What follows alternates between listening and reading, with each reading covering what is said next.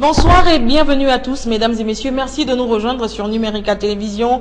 C'est un plaisir pour moi de vous retrouver dans le cadre de ce magazine Noticias, le magazine de la rédaction de Numérica qui analyse et commente l'actualité sous toutes ses formes en République démocratique du Congo. Nous allons nous arrêter en politique et particulièrement à l'UDPS parce que, vous le savez, l'actualité reste dominée par le retour d'Étienne Tshisekedi, le président national de l'UDPS, le 27 juillet prochain, et on annonce un meeting le 31 juillet dans la capitale. On va parler donc de comment ça va se dérouler ce meeting, quelles sont les dispositions finalement pratiques qui ont été prises pour ça, avec Maître Eboma Ablavi. Il est conseiller juridique d'Étienne Tshisekedi Wamulumba. Maître, bonsoir. Bonsoir Madame bienvenue Rachel. à cette édition.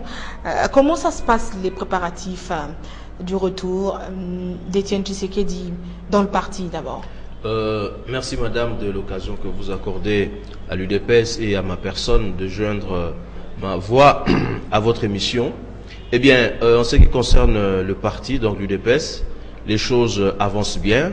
Avant d'arriver dans votre émission, j'étais dans une réunion, une des commissions pour l'organisation de l'accueil du président de l'UDPS, M. Étienne Tshisekedi. Les choses se passent bien et il y a un communiqué qui est tombé cet après-midi par le secrétaire général de l'UDPS, M. Bruno Mavungu, qui a tenu d'ailleurs un point de presse à l'issue duquel il a été demandé à tous les combattants de l'UDPS, à tous les militants, à toutes les personnes qui veulent réserver un accueil chaleureux délirant au président de l'UDPS de se trouver déjà au plus tard à 8 h à l'aéroport de Ndjili. Tshisekedi atterrit à 8 h. On aurait appris que son avion il prendrait soit SN, soit Air France qui atterrissent le soir. Ni l'un ni l'autre, Monsieur Étienne Tshisekedi arrivera à Kinshasa à 10 h. À 10 h vient un jet privé. Il viendra avec un avion. De toute façon, il prendra l'avion. Il ne peut pas prendre le bateau. Il viendra avec un avion. Il viendra avec un avion. L'essentiel, c'est son atterrissage. À 10 h, il est à Kinshasa sur le tarmac de l'aéroport de Ndjili. 10 h, direction? Eh bien, direction limitée. Le siège du parti? 10e rue. 10e rue. Voilà. Et le meeting est annoncé pour le 31 juillet. Oui. Ça va se passer comment? Où? Le meeting se passe où? Le meeting se tiendra sur l'espace du boulevard Triomphal. C'est là où se tiendra le meeting du rassemblement, avec à la tête le président Étienne Tshisekedi, qui est le président du conseil des sages du rassemblement. Toutes les dispositions ont été déjà prises. Vous avez introduit la lettre à l'autorité de la ville pour oui. Il ne faudrait pas que finalement on se retrouve le 31 juillet ou le 30 soir et pour que l'hôtel de ville dise que la lettre a été introduite en retard. Est-ce que vous avez pris les dispositions nécessaires? Mais je crois que le commandant de la police de la ville de Kinshasa, il a dit lui-même au cours d'un point de presse, il a dit que effectivement il a pris contact avec nous et le rassemblement pour l'organisation de l'arrivée du président Tshisekedi ce mercredi déjà à 10 h et puis pour le meeting qui aura lieu le 31. Tshisekedi arrive le 27, il ne s'exprime pas. On va attendre le 31. Ça veut dire que ce 27 matin, quand il atterrit, il n'y a pas de discours. Hein. Le président de l'UDPS viendra ce mercredi 27 à 10 h. Il atterrit à l'aéroport international de Ndjili. Son cortège va s'ébranler jusqu'à la 10e rue à sa résidence. Il est possible qu'il dise un mot de remerciement à nos nombreux membres qui viendront pour le recevoir un accueil digne de son nom, et il parlera au meeting le 31 à l'esplanade du boulevard Triomphal. Pourquoi Tshisekedi revient dans le pays? C'est la question qui m'a été demandée de poser par un téléspectateur. Ça veut dire que le dialogue est mis en fait, le mécanisme du dialogue ne peut plus faire marche arrière. C'est-à-dire que Tshisekedi vient pour participer au dialogue politique. Mais c'est sûr, parce que le parti a pris un engagement. Vous savez que donc, lorsque l'UDPS prend un engagement, nous tenons à à nos engagements. Le président du parti revient pour le dialogue, c'est vrai.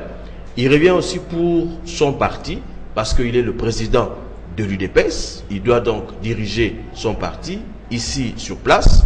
Il revient pour toutes ces choses-là, notamment pour le début des travaux du dialogue.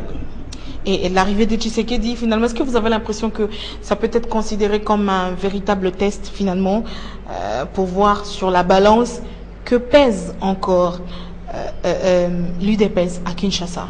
Mais je crois que votre question renferme en elle-même sa propre réponse. Vous avez vu tout le balai qu'il y a eu en Belgique, à Bruxelles, à Genval. Beaucoup se sont rappelés de la table ronde de Bruxelles. Voilà les deux grands événements entre la Belgique et notre pays. La table ronde de Bruxelles et les assises de Genval. Et ces assises-là, celui qui a chapeauté, celui qui a dirigé, organisé, c'est le président Etienne Tshisekedi wa Mulumba.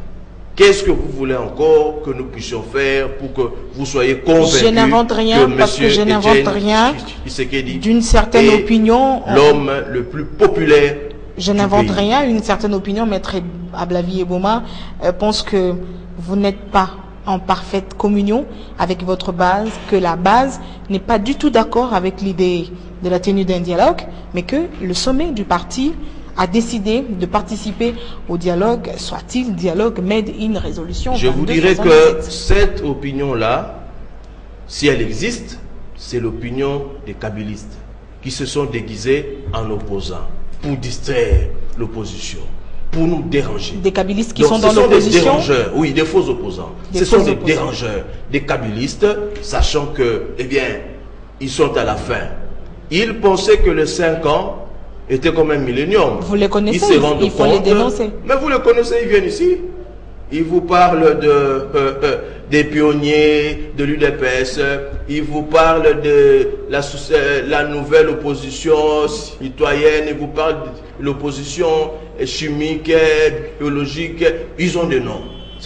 C'est justement ces gens-là à qui vous faites allusion, qui en réalité sont des kabylistes qui s'habillent en peau d'opposants. Mais nous les connaissons. Cette fois-ci, nous ne leur donnerons pas l'occasion. Et puis, madame, la base à laquelle vous faites allusion, laissez-nous parler de notre base. Qui peut parler mieux que les cadres de l'UDPS de leur propre parti? Cette base à laquelle vous faites allusion, vous la verrez sur le terrain. Je sais que votre chaîne, elle sera là. Vous aurez les images. Je crois que les images parleront d'elles-mêmes et vous aurez la réponse à votre préoccupation le 27 Qui juillet. prend part finalement à ce meeting du 31 juillet, tout le rassemblement?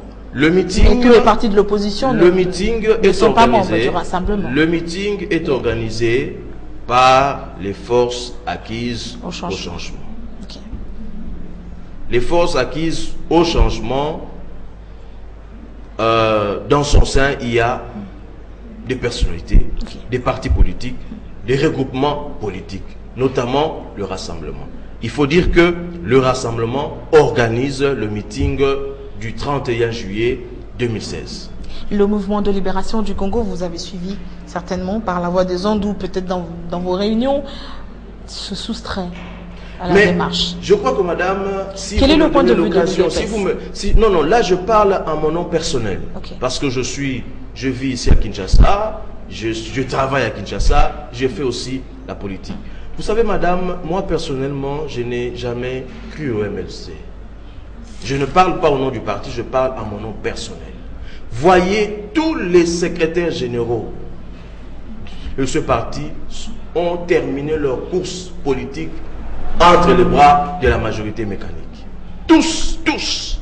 La plupart des cadres du MLC ont traversé la rivière pour se retrouver. Alors qu'est-ce que vous voulez insinuer par là? Je veux dire que la prise de position de ce parti, ils sont libres de venir ou pas. Mais le peuple a le discernement. Le MLC se voit qui est avec lui et qui n'est pas avec lui. Vrai faux opposant selon vous, le MLC? Eh bien, je crois que vous avez actuellement des ministres qui se réclament.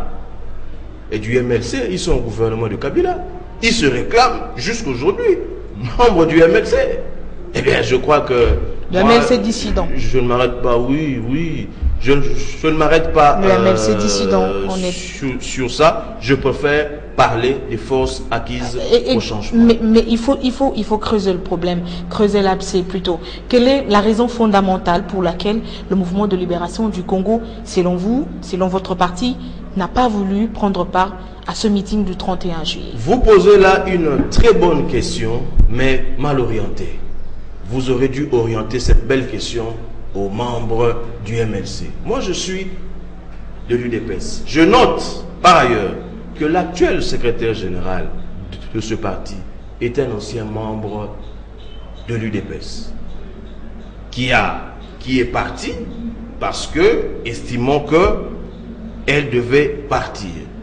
Eh bien, à l'UDPS, lorsque vous quittez, nous avons une seule phrase, nous disons bonne chance. Mais le secrétaire général adjoint que nous avons interrogé il y a quelques jours sur les antennes de Numérica Télévision a dit que le MLC a appris cette nouvelle du meeting par la voie des ondes, que vous auriez dû, ou le Force acquise au changement aurait dû écrire officiellement au mouvement de libération du Congo pour finalement solliciter son adhésion à cette idée du 31 juillet, sa participation, la mobilisation de ses membres, etc. Je crois que ça, c'est ce qu'on vous dit, mais je vous informe que, madame, si vous ne le savez peut-être pas, le président Étienne Tshisekedi a mandaté des hauts cadres du parti pour entrer en contact avec toutes les forces acquises au changement, y compris le MLC, pour les invitations de Genval.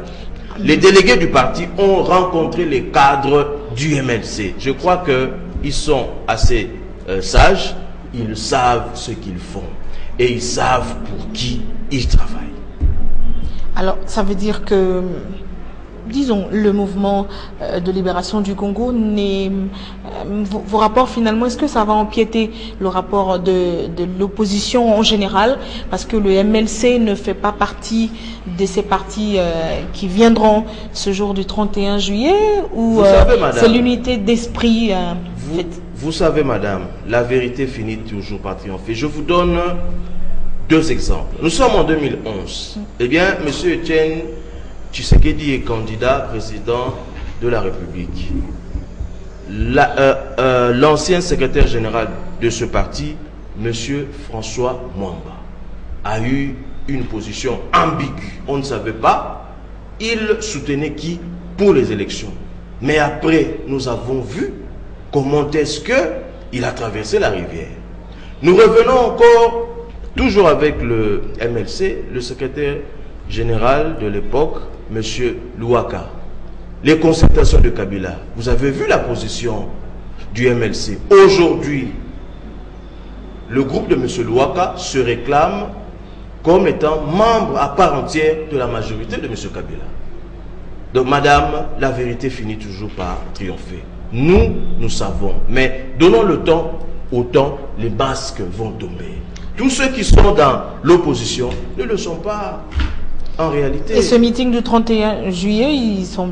Bon, selon certaines informations, puisque on n'a pas le programme exact de ce qui se passera le 31. Il y en a qui parlent d'un meeting qui sera tenu par Félix Tshisekedi, que le président national ne s'exprimera que pour 5-10 minutes, et le reste, c'est Félix Tshisekedi qui prendra le commandement. Oh, mais vous savez, nous, donc à l'UDPS, nous n'allons pas suivre ce qui s'est dit dans la rue, au marché, dans les coins, dans les bistrots, les cabarets.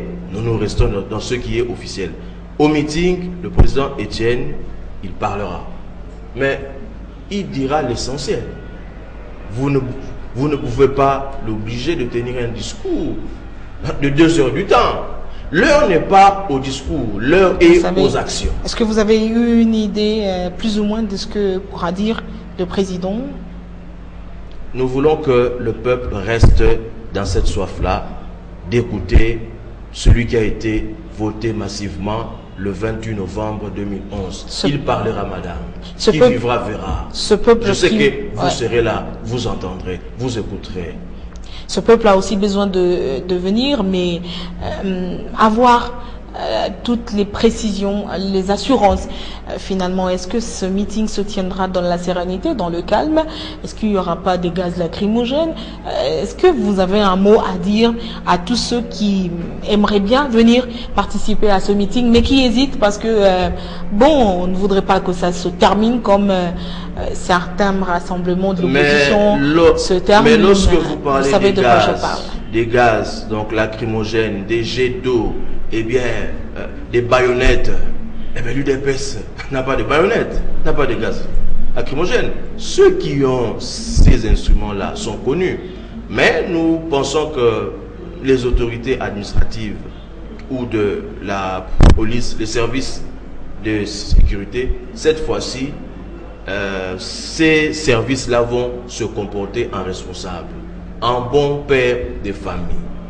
Nous avons pris langue avec eux, les services donc, pour que ce meeting se tienne dans les meilleures conditions.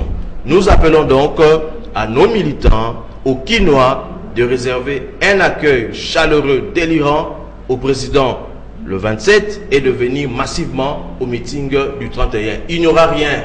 C'est dans la paix, la discipline, la sérénité. Alors, ceux qui essayeront de troubler avec des gaz, avec des militaires, des policiers, eh bien, la sanction est connue. Nous disons un homme averti en vaut deux. Il y a déjà des sanctions. Oui. Et justement, vous dites qu'on a dit tout à l'heure, ça c'est finalement l'organisation de l'arrivée des Tshisekedi, mais parlons du dialogue. Le rassemblement, dans une déclaration signée par Etienne Tshisekedi, élue par Martin Fayulu, recuse finalement Edem Kodjo, facilitateur. Est-ce que c'est de nature à rallonger finalement le dialogue? Parce que Edem Kodjo voudrait que si tout est mis en place, tenir un dialogue d'ici la fin du mois d'août prochain. Alors le rassemblement fait une déclaration dans laquelle finalement vous posez encore des préalables pour pouvoir participer à ce dialogue ou pour que les efforts fournis jusque-là ne soient pas mis en cause. Est-ce que ce n'est pas de nature à tirer les choses en longueur? Qu'est-ce que vous voulez encore? Mais je crois que le communiqué est bien clair. Le communiqué pour le compte du rassemblement dit exactement que le facilitateur ne devrait pas prendre de décisions unilatérales. Son rôle, c'est de faciliter la bonne tenue du dialogue. Madame, on doit parler du groupe des facilitateurs. Le facilitateur était la semaine passée avec le conseil des sages du rassemblement. Il a été convenu entre le conseil des sages et le facilitateur qu'avant le début effectif des travaux du dialogue, il y avait deux préalables à rencontrer. Notamment la participation des États-Unis d'Amérique dans le groupe du panel et la libération sans condition des prisonniers politiques, des détenus politiques. Voilà les deux conditions. Et Madame Rachel, Monsieur le facilitateur a même demandé qu'on lui donne, séance tenante, la liste des détenus politiques. L'ordonnance Il a même dit, de grâce. Je la mettrai dans ma poche gauche. Il est parti avec. Et il a été convenu entre toutes les parties que toutes les décisions se prendront sous la forme d'une entente et non de manière unilatérale. Lorsque nous avons émis ces préalables, c'est pour l'intérêt du Congo et la bonne tenue du dialogue. Nous, on ne s'amuse pas avec le dialogue. Hein. C'est sérieux, madame. Et nous voulons que les facilitateurs nous prennent comme tels. La libération des prisonniers politiques et l'ordonnance de grâce présidentielle, ça non plus... Lorsqu'on prend une ordonnance pour libérer au pif les militants de la lucha, je vous dis, madame, les militants de la lucha sont membres de la société civile. Ils n'ont pas la casquette des personnalités politiques. Nous avons dit les personnalités politiques et de la société civile. Et ceux qui ont commis des infractions de droit commun. Est-ce que vous pensez que... Je vais vous dire, madame. Alors, dites-nous, il faut nous citer ceux qui sont en prison en tant que détenus politiques. Ils les connaissent. Commencez par citer ceux qui sont en prison. Lorsqu'il y a eu les concertations de Kabila, Okay. Il a été établi une liste des détenus, des prisonniers politiques. Lesquels, par reconnus par la majorité mécanique et ceux qui ont assisté. Lesquels, par exemple? Lesquels, par exemple? Monsieur Eugène Diomi Ndongala. Monsieur Christopher Eugène Diomi Ndongala. Monsieur Mouyambo. Eugène Diomi Ndongala. L'entourage de monsieur Moïse Katumbi. Les combattants de l'UDPS. Les militaires qui sont en prison, qui croupissent dans la prison. Madame, vous avez déjà été à la prison centrale de Makala. Ça, ce sont des choses inacceptables. On ne joue pas avec la liberté des gens. On ne joue pas avec la vie des gens. Soyons sérieux lorsque nous parlons de ces choses. C'est pourquoi nous rappelons à M. Eden Kodjo, le Congo n'est pas n'importe quel pays. Lorsqu'on vient au Congo pour faciliter des assises de cette nature-là, soyons sérieux du début jusqu'à la fin. Edem Kodjo n'a pas dit qu'il n'était pas sérieux.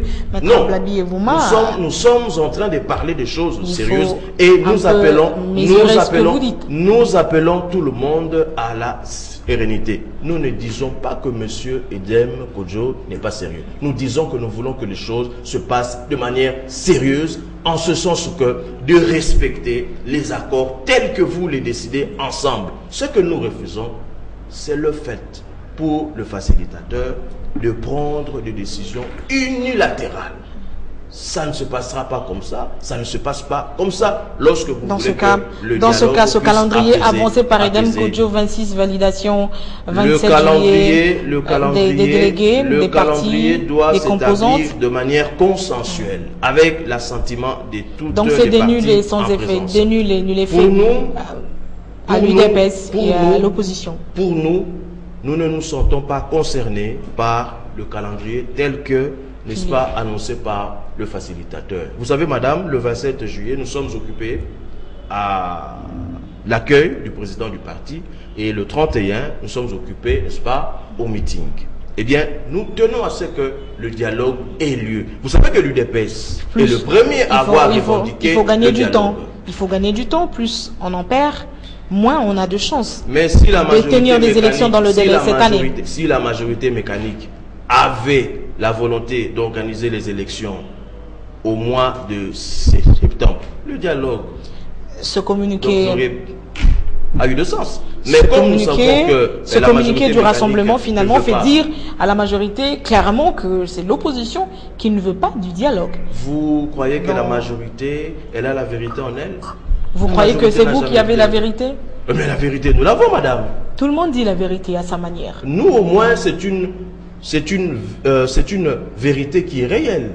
Lorsque nous vous avons dit que le dialogue, servir vos propres intérêts. Lorsque nous vous avons dit que le dialogue aura lieu, votre ministre des médias, il est passé, il a crié tout fort, tout haut, le dialogue n'aura jamais lieu. Il est maintenant dans la confusion, puisque le dialogue aura lieu. C'est pour dire que la vérité n'est pas du côté de la majorité. Et si ils vous ont dit qu'au Congo, il n'y a pas des prisonniers, des détenus politiques. Mais eux-mêmes, ils les reconnaissent en libérant les militants de la lucha. Alors, dans ce dialogue, on parlera de quoi? Est-ce que Maître Ablavi, Michel Eboma, élection dans le délai cette année, est-ce que l'UDPS y croit ou, selon certains cadres, vous pensez déjà à une transition? Non, madame, je crois que vous avez eu le communiqué de la société civile qui est tombé la semaine qui vient de s'achever, en disant que avec une bonne volonté et les moyens, on peut encore tenir le délai et organiser les élections au mois de... Quel fichier électoral? On peut le faire. Les catholiques vous ont dit, on peut élaguer les autres élections et se focaliser sur les présidentielles. On peut tenir le délai au mois de novembre. Le problème n'est pas là, madame. Avec quel fichier électoral? Le problème n'est pas là, madame. Regardons-nous dans les yeux. La majorité actuelle ne veut pas des élections. La majorité actuelle... C'est l'opposition qui veut des élections. La majorité actuelle veut briser le scellé constitutionnel qui oblige celui qui est là à libérer le fauteuil au plus tard le 19 décembre 2016 à minuit. Nous avons rappelé à l'intendant du palais de la nation de prendre soin de récupérer les clés de ce palais au plus tard le 19 décembre à minuit. Attendez, et de garder les clés. Nous lui dirons ce qu'il en fera au moment Maître Michel, soyez quand même redescendez sur terre. Quand vous demandez à l'intendant de prendre les clés, mais ça paraît comme de la comédie. Passez-moi l'expression. Oui, vous voyez l'intendant, attendez, vous voulez théâtraliser la vie politique? Vous savez, ça fait rigoler un peu à un moment.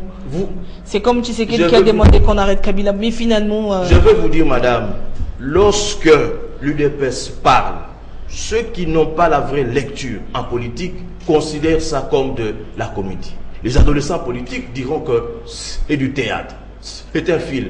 Mais les vieux loups, les vrais politiciens comprennent ce que nous sommes en train de dire. Lorsque nous avons dit en 2014, il faut qu'il y ait un dialogue, la majorité en place a dit, comme vous venez de le dire, c'est la comédie. Aujourd'hui, nous sommes où?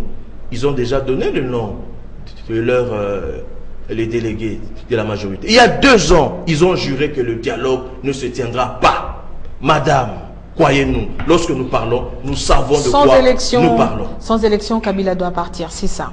Avec ou sans élection, Kabila doit faire ses valises et quitter le palais de la nation.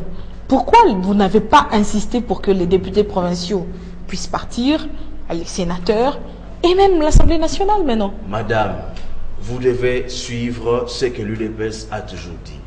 Pour nous, l'UDPS, nous n'avons jamais reconnu l'Assemblée actuelle.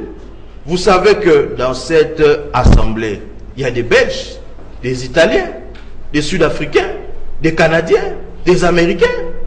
L'UDPS n'a jamais reconnu l'Assemblée actuelle. Et pourquoi voulez-vous que nous puissions revenir sur ce que nous avons déjà dit?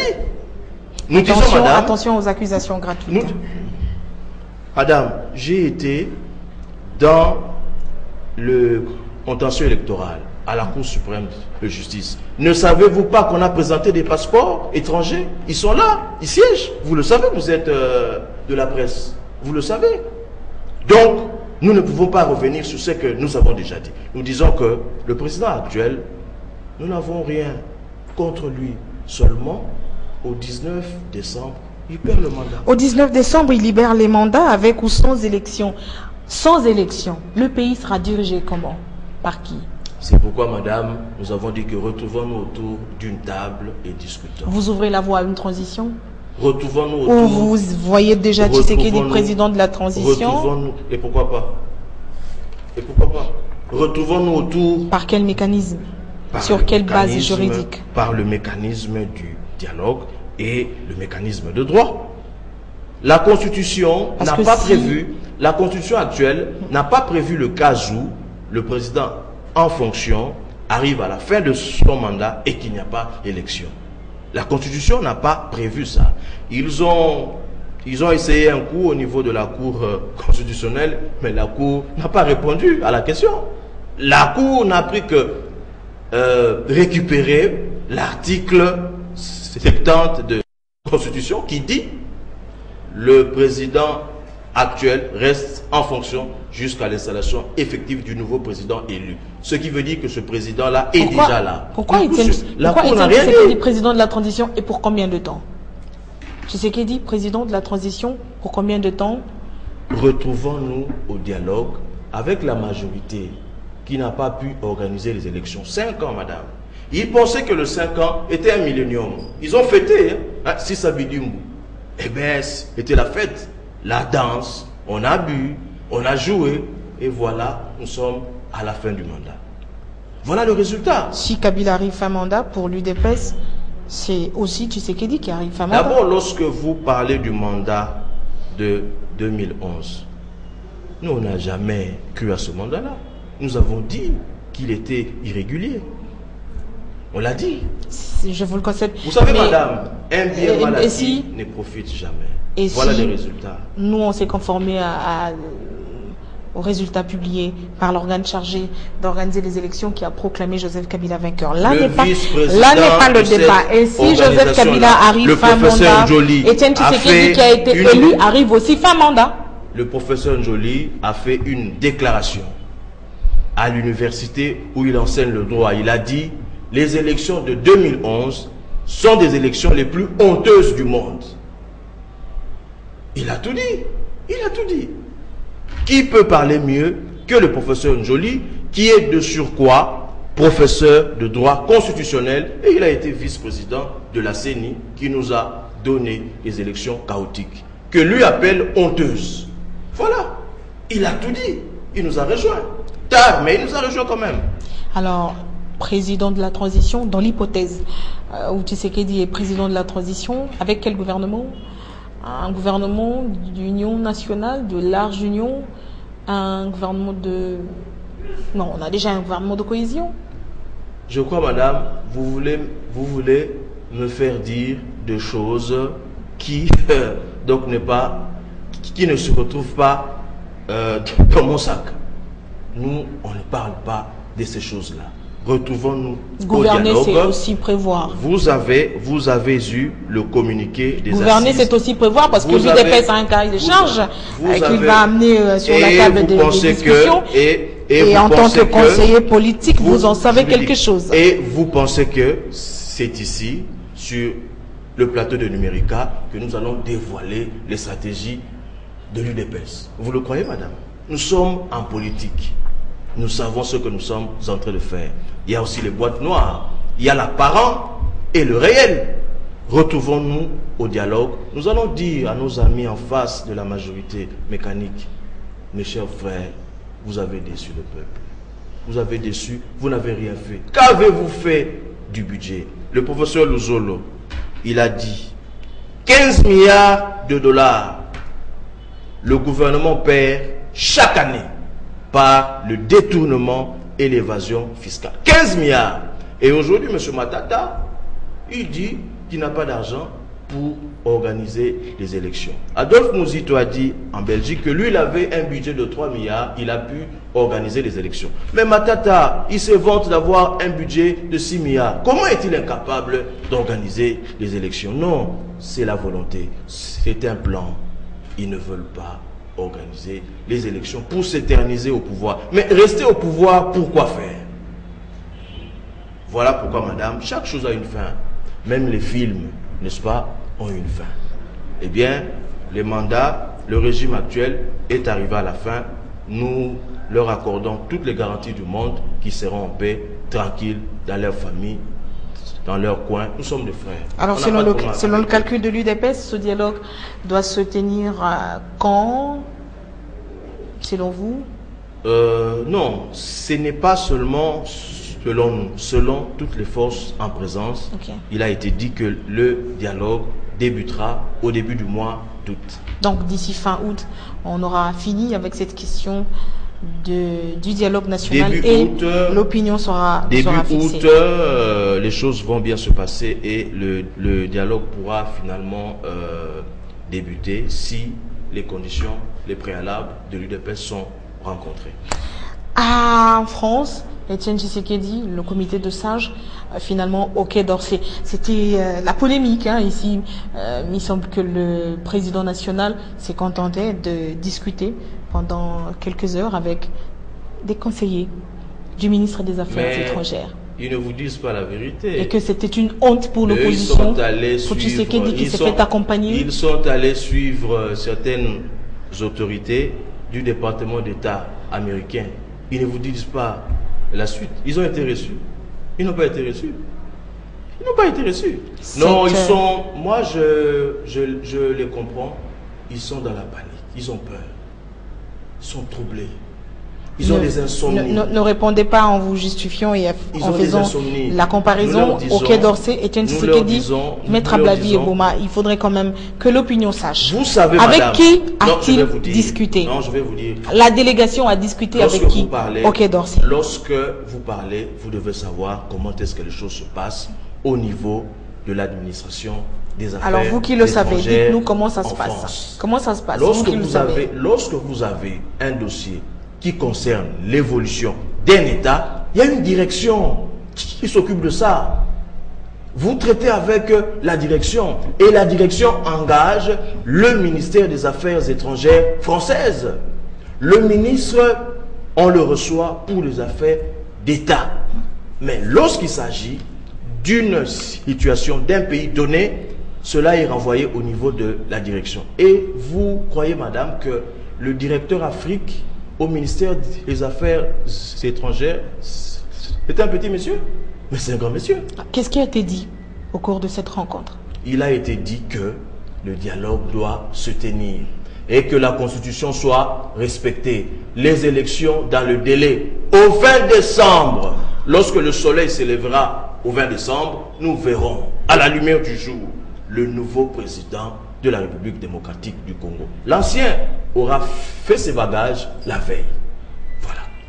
Alors, dans cette délégation, on a compté plus ou moins 3 candidats présidents de la République. Je peux les citer: Moïse Katumbi, Etienne Tshisekedi, Freddy Matungulu. Est-ce que la question de la candidature unique de l'opposition a été abordée au Quai d'Orsay? Ils ne sont pas des candidats, madame. Ils ne sont pas des candidats à l'élection parce que le dépôt des candidatures n'a pas encore eu lieu.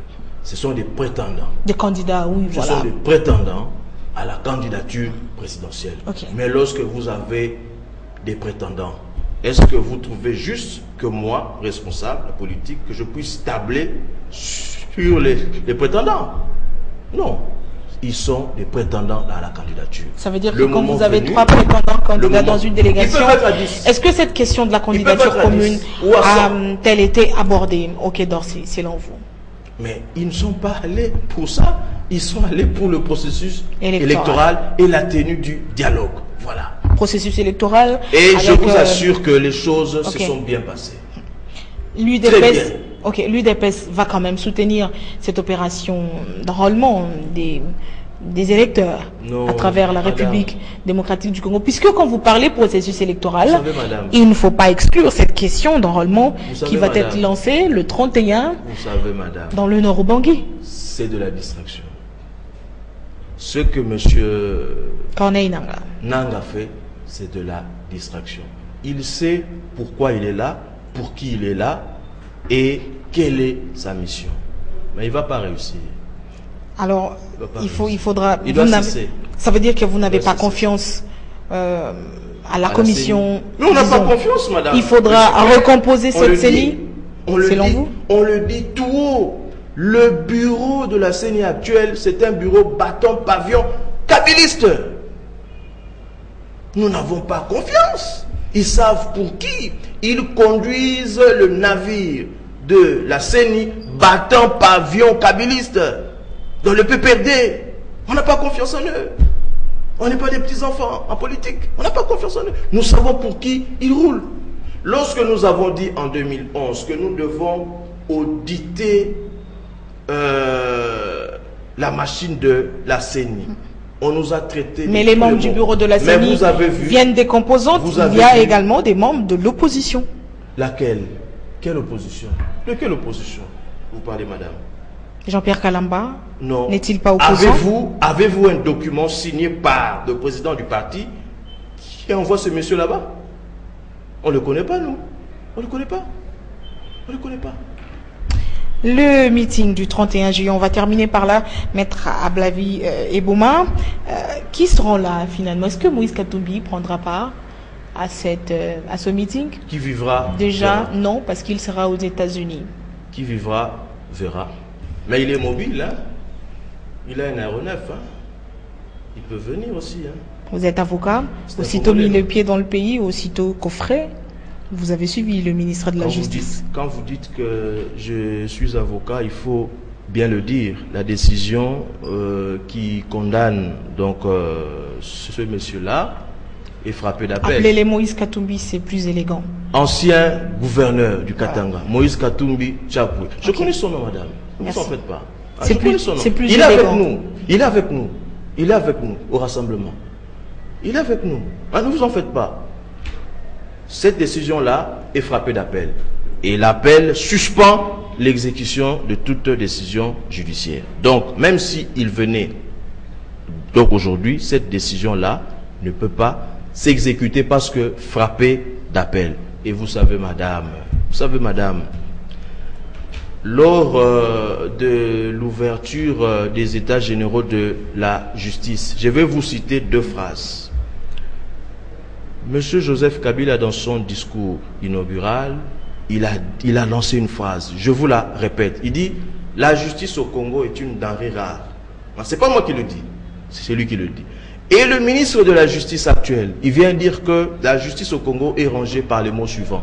L'incurie, la perfidie, la corruption, l'iniquité des décisions judiciaires, la conclusion. Il en a cité comme ça 7. Il en a cité comme ça 7. Eh bien, madame, qu'est-ce que nous pouvons encore dire? Nous savons ce qui s'est passé. C'est pourquoi nous invitons nos amis de la majorité de cesser d'instrumentaliser la justice. Ça ne sert à rien. Mobutu l'a fait. Vous savez comment il est mort, Mobutu? Il était entouré de 9 personnes, 2 Marocains et 7 Zaïrois de l'époque. 7 seulement. On a dansé pour lui ici, on a chanté pour lui. Il est mort au Maroc, loin de son pays, loin de son village, entouré de 9 personnes, 2 Marocains. Madame, l'histoire, lorsque vous ne tenez pas compte d'elle, elle se répète. Nos amis de la majorité doivent revenir en eux-mêmes. Ils sont nos frères. Ça ne sert à rien d'instrumentaliser. La majorité qui se retrouvera également au Stade Tata Raphaël pour mobiliser les troupes, soutenir ils ont des militants. Ils ont des combattants. Attendez. Ils ont des membres. Vous ne venez pas de la planète. Mais c'est monnayé, madame. C'est monnayé. Vous le savez. Ces milliers de personnes qui ont défilé le 4 juin à l'occasion de l'anniversaire du président de la République ont reçu combien? Ça veut dire que le PPRD... Des policiers en tenue civile, des militaires en tenue civile. De toute façon, la politique, c'est des bonnes guerres. Des militaires en tenue civile. C'est des bonnes guerres. C'est monnayé, madame. 5 $, 3 $, 1000 francs. C'est monnayé. Vous en avez les preuves? Francis Kalombo le dit maintenant. Hein? Francis Kalombo dit ce qu'ils ont fait. Comment est-ce qu'ils distribuaient l'argent? Francis Kalombo dit aujourd'hui que lui, en 2011, il a voté le numéro 11. Il le dit maintenant. La vérité finit par triompher. Elle est têtue, madame. Tous ces gens-là déchanteront très peu. François Mamba, il est où? Il a démissionné, hein? Il a écrit. Et c'est aujourd'hui qu'il s'est rendu compte que lui, il n'était pas de la même famille politique que le président actuel. Demain, vous les appellerez des opposants, des vrais faux opposants, et des opposants qui jouent pour la Kabylie. C'est pas mon problème. Ce que je sais est que François Mwamba était de la majorité avec son parti, avec des ministres. Sentant la fin du règne, eh bien, il a plié ses bagages pour se réfugier dans l'opposition. Bon, ils viennent quand même. Nous sommes gentils et nous le recevons. Mais nous allons cette fois-ci l'encadrer, lui dire, voilà, il ne faut plus répéter. Il était où? Il criait pour Kabila. Aujourd'hui, où sont-ils? Monsieur Francis Kalombo, il parlait beaucoup, hein? Parlait beaucoup. Aujourd'hui, où est-il? Non, madame. N'oubliez pas que l'opportunisme politique existe. La vérité, aussi. Opportunisme ou pas, nous examinons les faits. La vérité, Francis Kalombo dit aujourd'hui que en 2011, il a voté Etienne Tshisekedi. L'opposition de façade. Le vote est secret, hein. L'opposition de façade aujourd'hui, Oumela, mais le bulletin que je veux verser au nom. Vous en réjouissez aujourd'hui, peut-être demain c'est vous qui allez déchanter. Nous on va déchanter pourquoi? Nous sommes avec le peuple, nous sommes dans la vérité. Lorsque vous avez connu la vérité, vous ne devez pas vous séparer d'elle. Michel Ebouma, la vie, merci beaucoup. C'est la vie. Ok, merci beaucoup d'être passé sur les antennes de Numérica Télévision. Je vais vous laisser conclure en 30 secondes. Eh bien, madame, nous disons que le 27, le président Etienne Tshisekedi va fouler ses pieds à l'aéroport international de Njili, requinqué. Il marchera sur ses 2 pieds. Il aura la peau qu'il a toujours eue. Eh bien, on le verra. Et je vais dire aussi... Pourquoi vous insistez sur marcher sur ses 2 pieds? Mais c'est parce qu'on nous a dit ici, par nos amis de la majorité mécanique, qui ne parlaient plus, ils ne voyaient plus, ils ne mangeaient plus. Eh bien, on verra un homme qui ne voyait plus, qui ne mangeait plus. Reconnaissez au moins qu'il a une santé... je ne veux pas dire fragile, mais c'est pas la vigueur de la jeunesse. Vous, avec le poids de l'âge. Vous connaissez l'état de santé des gens de la majorité mécanique? Vous connaissez leur état de santé? Michel. Et pourquoi vous voulez vous occuper de la santé des membres de l'UDPS. Il est parti du pays pour des soins de santé. Il n'est pas le seul. Je connais des ministres de la majorité. Ils sont allés en Chine, en Inde, au Pakistan. Eux, ils vont loin. Mais nous allons dans un pays libre. Ils vont loin, eux. Vous voulez que je vous en cite? Merci beaucoup. Il marchera sur ses deux pieds. Il parlera. Je vous rappelle que ce monsieur-là a 83 ans. Il n'est pas de votre âge. Il n'est pas de mon âge. Il a 83 ans. Lorsque vous avez des sages... Pensez à la retraite. Hein, vous savez, lorsque vous avez des sages... à la retraite à 80 ans. À 80 ans. Mais dans l'UDPS, il y a une dynamique des jeunes. Il y a une dynamique des jeunes. Il y a une dynamique des jeunes. Nous sommes là. Et lui aussi, il est là. C'est une symbiose entre les sages, les vieux et la jeunesse. C'est ça la force de l'UDPS. Ok. Michel Ablavi-Eboma, merci beaucoup. Chez nous, il n'y a pas de militaires. Merci il n'y a beaucoup. pas d'anciens militaires chez nous. Merci d'être passé commenter l'actualité avec nous. Merci à Eric Kalambay. Je vous remercie, madame, de l'opportunité que vous nous faites. Je vous en prie. De participer à votre émission qui, d'après ce que j'entends, cartonne. Eh bien, je vous félicite pour ça. Je ne vous le fais pas dire. Merci. Merci à Serge Mitelesi, à Vincent Ibanda et à Shadrach Kabouya pour le montage de cette émission. J'ai également un grand merci à Mouine Mouroufel avec qui nous préparons cette émission, mais également au directeur de programme, monsieur Vanda Adrien. Je vous retrouve la semaine prochaine avec un nouvel invité. Bonsoir et très bonne suite de programme sur Numérica Télévision.